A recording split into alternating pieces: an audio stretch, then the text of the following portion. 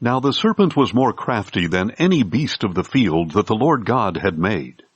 And he said to the woman, "Did God really say, 'You must not eat from any tree in the garden'?" The woman answered the serpent, "We may eat the fruit of the trees of the garden. But about the fruit of the tree in the middle of the garden, God has said, 'You must not eat of it or touch it, or you will die.'" "You will not surely die," the serpent told her. "For God knows that in the day you eat of it, your eyes will be opened, and you will be like God, knowing good and evil." When the woman saw that the tree was good for food, and pleasing to the eyes, and that it was desirable for obtaining wisdom, she took the fruit and ate it. She also gave some to her husband who was with her, and he ate it. And the eyes of both of them were opened, and they knew that they were naked, so they sewed together fig leaves and made coverings for themselves.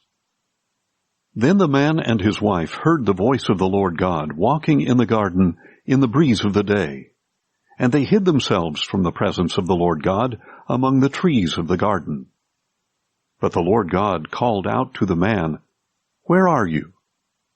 "I heard your voice in the garden," he replied, "and I was afraid because I was naked, so I hid myself." "Who told you that you were naked?" asked the Lord God. "Have you eaten from the tree of which I commanded you not to eat?"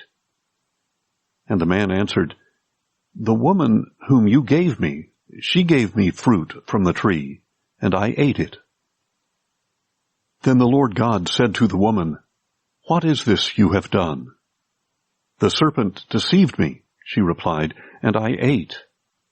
So the Lord God said to the serpent, "Because you have done this, cursed are you above all livestock and every beast of the field. On your belly will you go, and dust you will eat all the days of your life. And I will put enmity between you and the woman, and between your seed and her seed. He will crush your head, and you will strike his heel." To the woman he said, "I will sharply increase your pain in childbirth. In pain you will bring forth children. Your desire will be for your husband, and he will rule over you."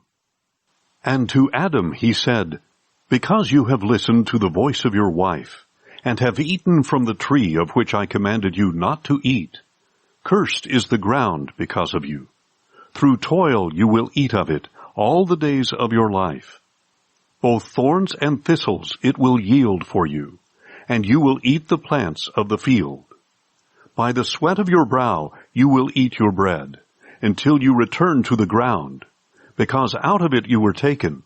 For dust you are, and to dust you shall return." And Adam named his wife Eve, because she would be the mother of all the living. And the Lord God made garments of skin for Adam and his wife, and he clothed them. Then the Lord God said, "Behold, the man has become like one of us, knowing good and evil. And now lest he reach out his hand and take also from the tree of life and eat and live forever." Therefore the Lord God banished him from the Garden of Eden to work the ground from which he had been taken.